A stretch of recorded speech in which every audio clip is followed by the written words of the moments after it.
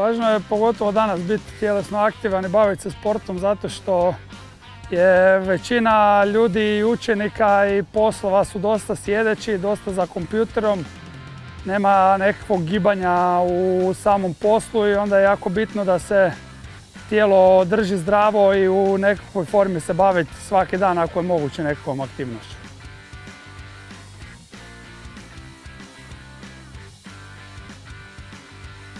Pa bavio sam se od uvijek sportom, mislim da sam počeo još prije škole sa par godina kad sam imao gimnastikom, onda sam prešao na vaterpolo i onda na veslanje negdje u 4. osnovne, tako da sam kroz cijelu osnovnu školu sam se bavio nekakvim sportom.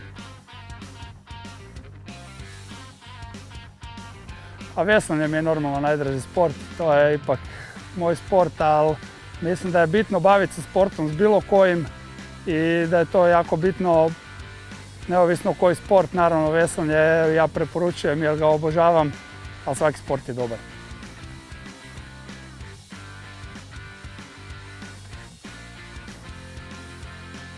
A imali smo ih više, morate pitati koji.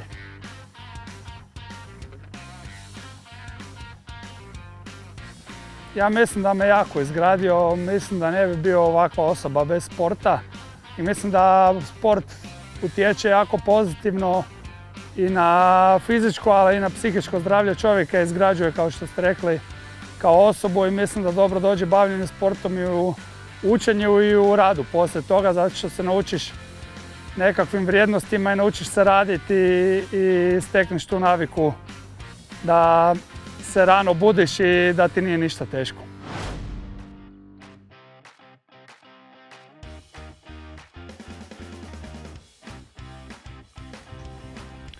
Pa važan je zato što se djeca sve manje, inače su sve manje vani, tempo života je puno veći, roditelji manje imaju vremena čuvati pa mislim da su manje vani i onda je važno da se nečim bave i da tjelesno budu zdravi, a i da se druže sa svojim vršnjacima i da kroz sport steknu neka prijateljstva.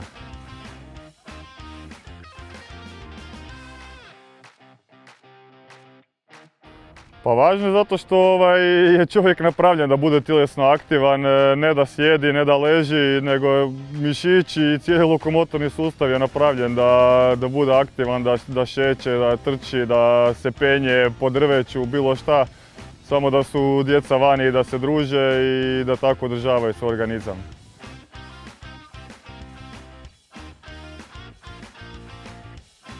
Pa u školi sad treniram nogomet, tako da smo puno igrali nogomet ovako na odmorima. U svako slobodno vrijeme sam sa svojim vršnjacima iz razreda, čak i drugih razreda smo igrali nogomet, tako da možda taj sport rekao da sam najviše se bavio u školi.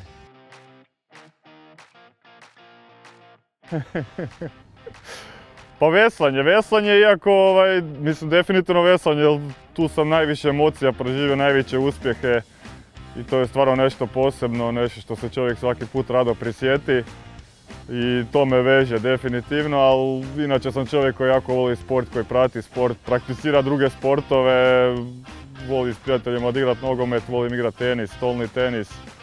Tako da je tu razni sportovi i mislim da je osobi i djeci važno da si nađu neki sport u kojem će uživati, koji će mu biti gušt, pa bez obzira koji bio.